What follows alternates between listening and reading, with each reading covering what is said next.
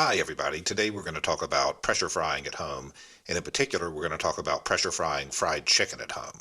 So this video arises out of some frustration on my part. A number of years ago I decided I wanted to learn how to pressure fry fried chicken at home so I could make really great fried chicken. I was working on fried chicken recipes, but I was never able to find a comprehensive guide anywhere that just told me what people were doing, what equipment they were using, etc. I kind of put that to the side until COVID-19 hit, and then I re-engaged and decided to really figure out how to do this.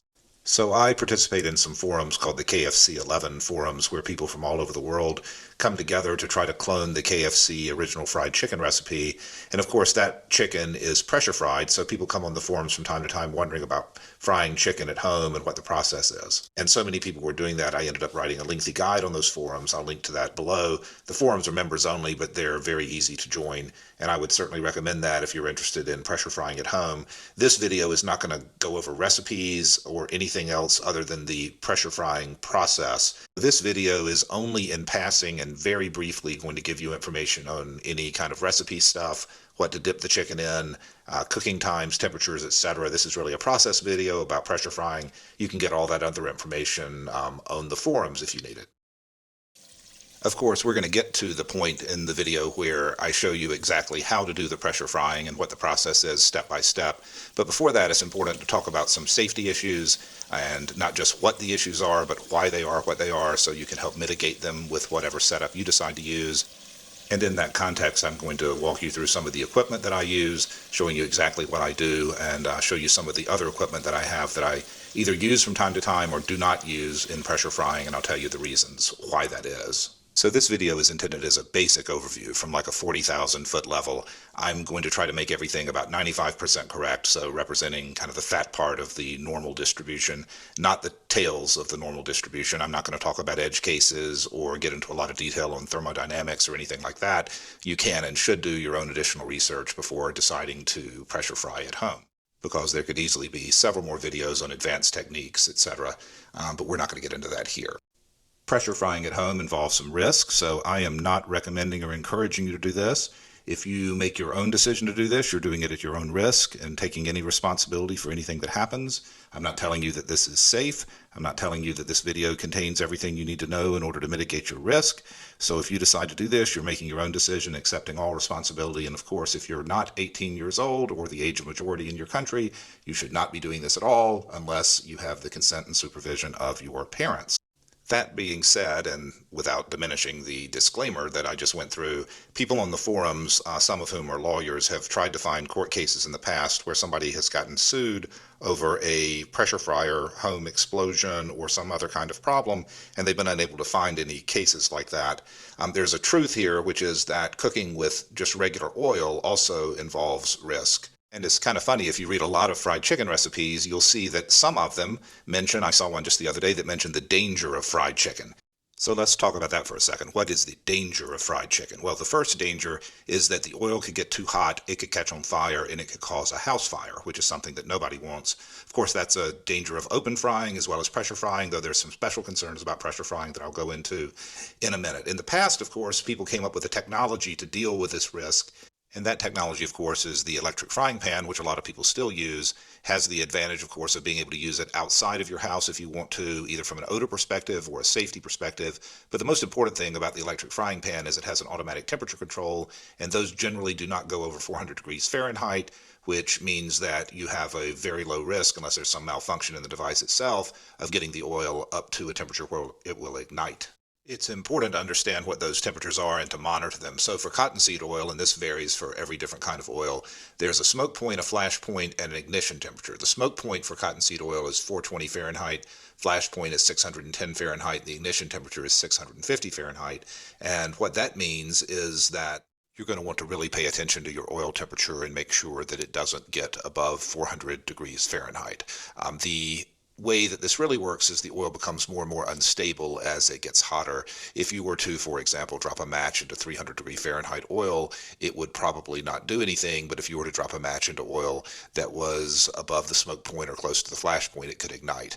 The smoke point is the point at which the oil starts to emit a significant amount of vapor, and the oil at that point is essentially ruined. The flash point is where the vapors are sufficient such that if a match or something was dropped into the oil or put close to the the oil, it would ignite. And the ignition temperature is where the oil would just ignite on its own if it's just left alone and brought up to that heat. So you never want to approach those temperatures. Be aware that those temperatures actually fall as the oil gets older. Most people reuse their oil. In fact, I will not use a brand new fresh batch of oil without putting a little bit of old oil in it to foul it, because it just doesn't taste right. It's not what the restaurants use, etc. You can usually reuse your oil 5 or 6 times before you have to throw it out or change it out. There are other techniques you can use to prolong the life of the oil, but be aware that the smoke point, flash point, etc. do fall as the oil gets older. Still shouldn't be a problem at the temperatures that we're talking about here, but just maintain focus on what those temperatures are. So we'll talk about specific pressure cookers in a minute, but for now, this is one of the most important things I'll point out in this video. If you have a pressure cooker that has a gauge like this, and you'll see at the outer band, for example, it says 250 degrees Fahrenheit, 15 psi, and it says it's a geared gauge. It's very important to understand that this is a pressure gauge, not a temperature gauge. It's not a thermometer. It does not measure the temperature of anything inside the pot directly. It only works for water. So what it's saying is that if it's sensing 15 psi, and if you're at sea level, then it must be 250 degrees Fahrenheit inside the cooker. But that does not work for oil, because oil doesn't give off steam and it won't create pressure. So you could theoretically have 500 degree oil in this pot. If you didn't have any water in there, it might be reading almost nothing in terms of pressure, but the oil might be approaching your auto ignition temperature. So do not use this gauge for measuring temperature. You have to have a separate thermometer for doing that, and I'll show you another technique I use to try to make sure the temperature doesn't get into the danger zone. And that technique involves the use of an induction cooktop. I use this for 2 reasons. The first is, as you'll see later, you can actually set specific temperatures on the induction cooktop that, unless it malfunctions, of course, it will not exceed. So, for example, you can set a 360 degree temperature on the induction cooktop. The second reason I use the induction cooktop is that if you were to happen to have an overpressure situation in your cooker and it was to start to expel oil, then making it so that there's not a flame source for the oil to hit, to me, is a pretty good idea. So an induction cooktop, of course, uses magnetism and it doesn't use flame. So there's no open flame or nothing to cause oil to combust if it was to start to spray out of the pressure cooker, which should never happen. But from my standpoint, better safe than sorry, which is why I use an induction cooktop. Let's talk about specific pressure cookers and what we're actually talking about in this video, which particular pressure cookers we're focusing on. So when people learn that I pressure fry fried chicken at home, the first question is always, isn't that dangerous? And the second question is, oh, don't you mean in an Instapot, or do you use an Instapot? The answer to that is no, that's not what we're talking about here. The Instant Pots are not appropriate for this. Putting oil in them will probably destroy them, and it may even hurt you. So no, that's not what we're talking about here. These are not suitable for use in pressure frying. Similarly here, we're not talking about commercial machines like this Winston Industries Collectromatic, which are in general the types of machines that are used in modern KFCs, Chick-fil-A's, and other restaurants that are very programmable and provide for pressure frying in the industrial environment. That's beyond the scope of what we're talking about here. Similarly, we're not going to be talking about the small commercial units that are used by some small restaurants. Some people on the forums have these for home use. They're purpose-built pressure fryers for smaller volume. They have various labels on them. Some seem to be made by the same manufacturer, some are not. One model is called Chicken Express that's available on Amazon, etc. These are perfectly fine. They seem to work well. I don't use one personally because I like more control over oil quantity, cooking temperatures, etc. But I think they give good results to those who would like to use them. What we're really talking about is the stovetop pots that KFC started out using back in the day. This is a picture from the patent that you'll see that shows one of those pots. And then if you look at this picture of a KFC restaurant, you'll see a battery of these pots on stoves. They're pressure pots, obviously you can tell from the relief valves up top, and they have holders up above the pots for the tops of them. They get taken off. So this is the way KFC started cooking, and what we're trying to do is mimic that. And here you can see the pot better, the model that was used in early KFC. And this is my personal model of a KFC pressure cooker. Obviously, we're not going to be focusing on this particular item in this video. We're going to focus on something that's much more readily available. But first, let's go through a couple of other alternatives you have for pressure frying and some items that don't really work at all for pressure frying. So as we sit here today, there's not a single maker of pressure cookers, at least in the United States that I'm aware of, that says that you can use their pressure cookers for pressure frying. In fact, they all tell you specifically you should not do that. So if you're using any pressure cooker for pressure frying, you're doing it against the advice of the manufacturer. But that was not always the case. These are wherever chicken buckets, and the one on the left is my electric model. The one on the right is the model just to use on the stovetop. And they were made specifically to pressure fry chicken. They come with an instruction book about how to do it, and you can pressure fry other things in these. They're still available on eBay. I've used mine numerous times. They work. The only issue with them is they're a little small, so you can't cook much chicken in them, but they do work. They're all metal, which is important. I'll talk about that a little bit later, but they're something you could pick up and pressure fry with. They were purpose-built for it, and they make good chicken. So one thing to note about these pressure fryers, and it's the same with the one I'm going to show you in use, they get up to about 7 or 8 psi, not 15 psi, which is what the KFC pressure cookers got up to. But that still gets you around 240 degrees Fahrenheit, so it still is pressure fried chicken, and it turns out very good. The next pressure cooker I'm going to show you is made by All American, and it's a great pressure canner. I use it for a lot of things, but it is not, in my view, appropriate for pressure frying. They, in fact, tell you not to pressure fry it in it, but again, every manufacturer tells you that. But with these people, I really believe it. They tell you exactly why, and I'm going to show you why I don't believe you should use oil in this particular pressure fryer or any pressure fryer that has an attribute like this one. This is the lid of the All-American pressure cooker that I just showed you, and you'll see that there's a plug there. It's a rubber plug, and you'll see it on the underside as well.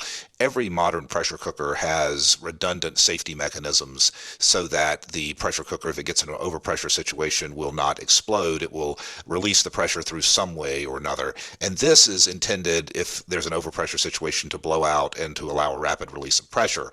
Well, if that's steam, it's one thing. If it's oil, it's something else. It could blow out and it could ignite, or it could get on you and really hurt you.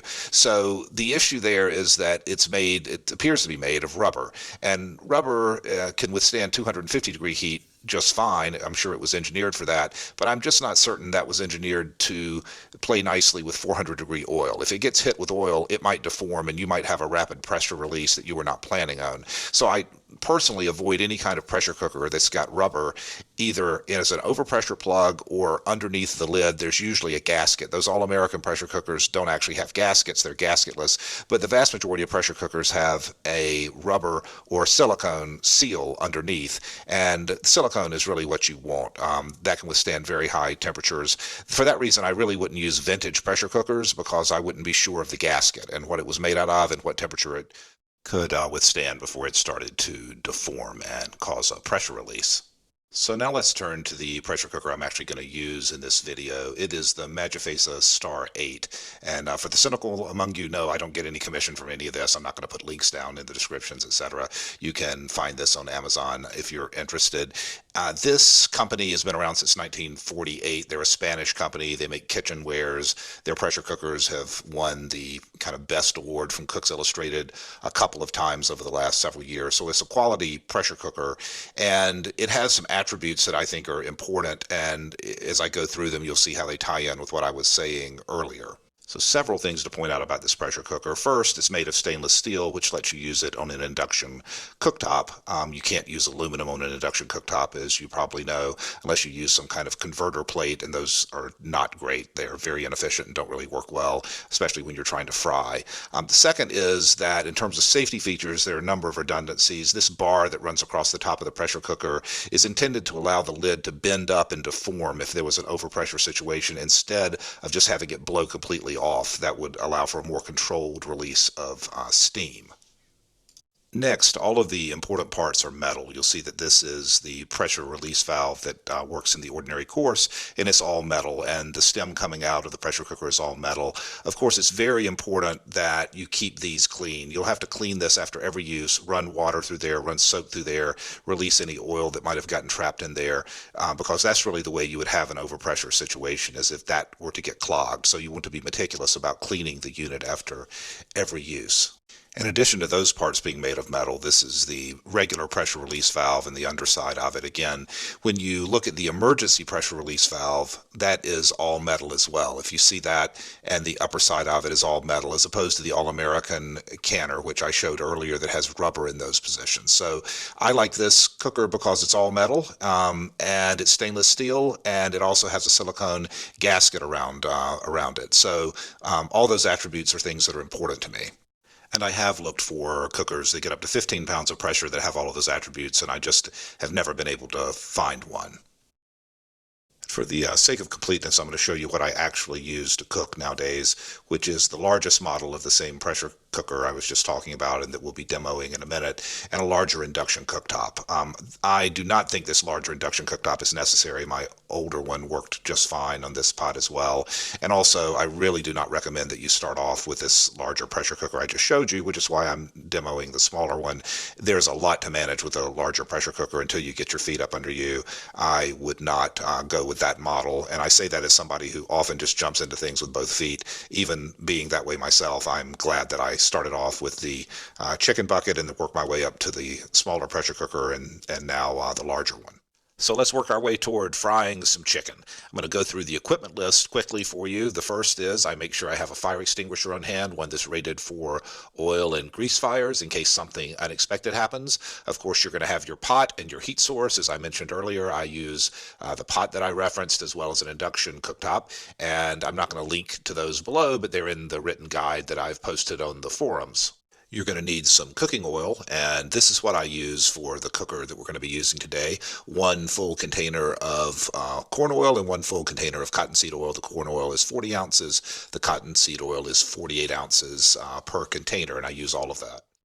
You need a set of tongs. They have two different uses that I'll show you in just a minute. You need some kind of thermometer to measure the oil temperature. This is what I use because I had it on hand for other purposes, but it's overkill. It's like driving a Winnebago to your corner convenience store to get a pack of gum. It'll work, but it's just way more than you need. What you do need is a probe that can go into hot oil without breaking. This probe can work on other ThermoWorks thermometers that are considerably less expensive than this particular one, which has 4 channels and does all kinds of alerts and everything. You do need a thermometer, but it doesn't have to be this one. It just needs to have a probe that will work for what you are doing. The ThermoPen in this picture works fine, and the infrared thermometer will work fine as well, though it's not the best, honestly, for this particular use. The next item is entirely optional. I do not use it in the smaller cooker that we're going to be demoing today. It's a basket, obviously a wire basket. I took the rubber parts that came on the legs off so I wouldn't be putting rubber into hot oil. It's useful for getting all of your chicken out of the cooker immediately when the cook is over with. I find it's not needed in the smaller cooker because you could easily grab the chicken with the tongs, though if I'm using the larger version of the cooker that I showed you earlier, I do use this basket because it's much harder to get down and get all the chicken out in a timely manner. If you're using this basket, then you also could benefit from using a cake pan because the basket will fit very well in the cake pan. You can pull the basket out immediately after the cook and just sit it in the cake pan, and the oil will drain out while you get your chicken out of the basket. Otherwise, you're just going to sit it on a countertop or something, and the oil is going to leak out all over the place.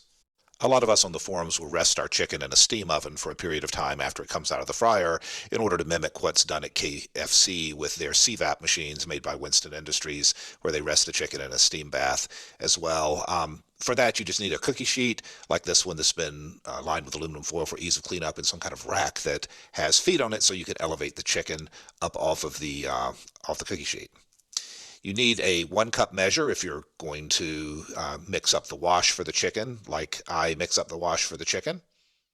You're going to need some kind of breading mixture for the chicken. Again, this is not a recipe video, but this is a breading mix. Generally, for 400 grams of flour, you're going to end up with about 70 grams of things other than flour. If you're trying to mimic KFC, that'll be things like salt, MSG, and of course, 11 or so herbs and spices.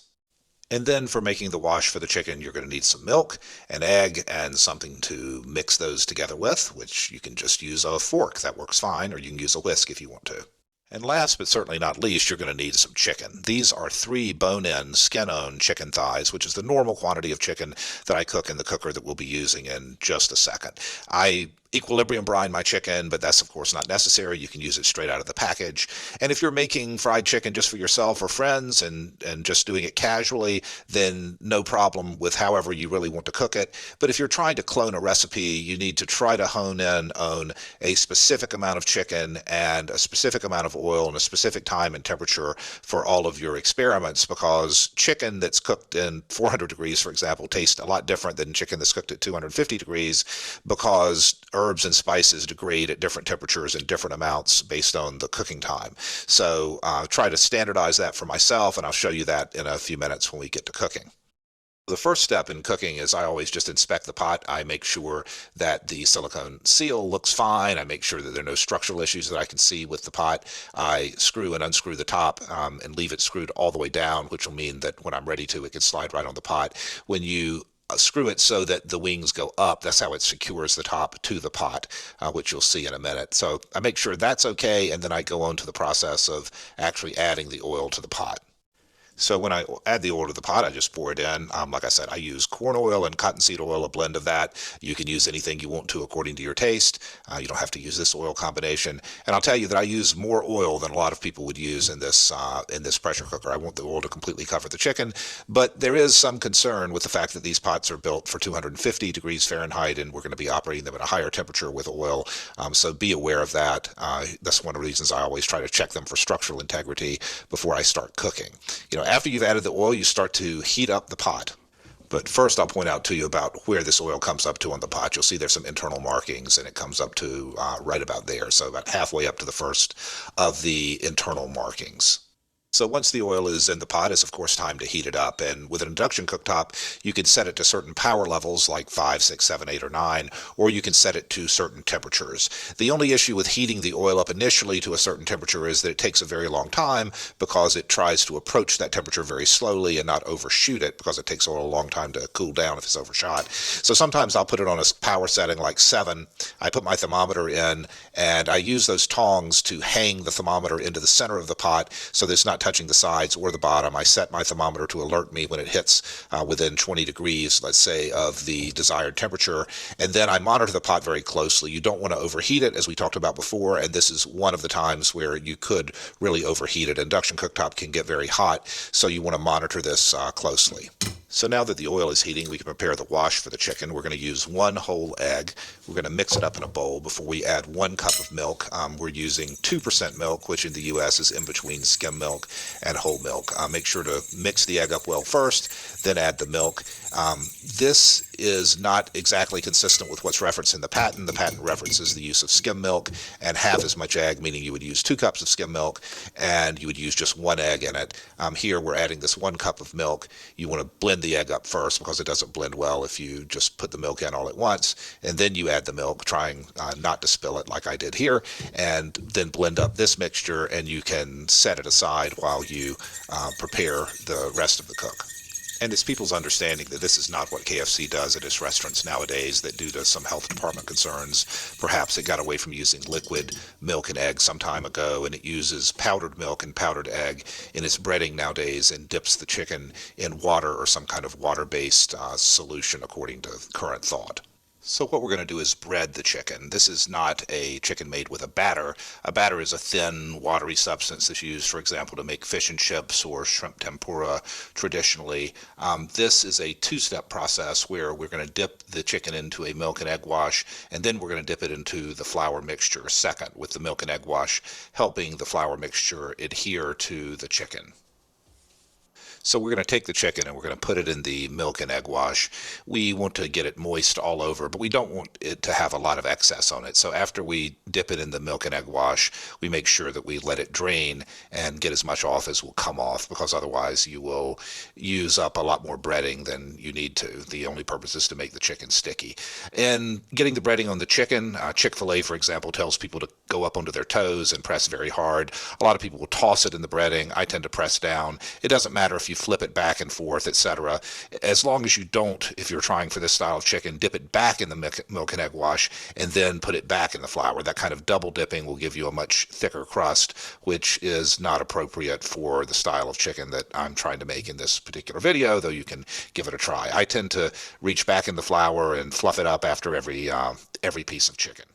And after you bread a piece of chicken in the breading mixture, you should shake it off. You don't want a lot of excess breading going into your oil because it will just foul the oil for no good reason. As a general rule, you do not want to be breading your chicken more than 5 minutes before you drop it in the oil. So what I normally do is I'll set my thermometer for about 10 degrees below where I want to drop the chicken in, and when that goes off, I will start to bread the chicken so the oil will be the right temperature once I've breaded the chicken. If you let it sit too long, the breading will come off and various bad things will happen. So you don't want to bread it, for example, an hour before you use it and then go to fry it up. And when using this small cooker, I'll often do 3 batches, one right after the other. So I'll be in a cycle of breading chicken while simultaneously taking other chicken out of the fryer and getting the oil back up to temperature. So I'll normally do about 3 recipes every time I use this particular fryer. And when you're cooking chicken, you want to understand what your drop temperature is, meaning at what temperature do you want the oil to be when you drop your chicken in. For this particular cooker, I use 340 degrees in this particular recipe. So once we get up to 340, we will drop the chicken in. And of course, the temperature of the oil will plunge when we do that because the chicken is a lot cooler than the oil. So now that the oil is at exactly 340 degrees, I'm going to take out the thermometer, and then I'm going to drop the chicken into the oil gently and one piece at a time. I'm going to drop it into different areas of the pot because I don't want one piece of chicken to get on top of another piece of chicken. They could stick together. And after they've been in the pot for a little while, just about 10 seconds or 20 seconds, what I'll do is I'll pick up the tongs and I'll give them a brief stir to make sure they're not sticking to the bottom of the pot and they're not sticking to each other. All in all, I want to open cook this chicken for right at 90 seconds. So I start a timer as soon as the last piece of chicken goes in the oil. And that's consistent with the Colonel Sanders patent, where he open fried the chicken for around 2 minutes in order to brown the skin before he put the top on and started letting pressure build up. And when I'm doing this open fried portion of the cook, I normally have the power level on the induction cooktop set to 7, so I am applying heat. This particular time, for whatever reason, the induction cooktop was changing itself between 5, 6, and 7, which I've never seen it do before. I normally do my cooks in a work area that's actually outside my house in order to give a little extra safety in case something went wrong. It wouldn't go wrong inside the house. But I was using a different power outlet on this particular day, and maybe that was what caused this. And the parameters we're aiming for are 340 degree Fahrenheit drop temperature, which we achieved. And I want to finish the cook up at 285 degrees. You'll see right here the temperature reading is about 315 degrees when I'm about to cap the cooker. So it's already fallen by 25 degrees just from the putting the chicken in the cooker phase of the program. So after this is cooked for a minute and a half, what I'm going to do is move the chicken around a little bit more to make sure it's not on the bottom of the pot. And then I'm going to apply the cap to the pressure cooker. Now, this particular cap is a little bit finicky, so I shake it back and forth to make sure it's properly seated, and I move it around and I screw it part of the way on and then move it around some more. And this is actually the one thing about the pressure cooker that's not great, which is you really have to make sure you get this lid seated correctly.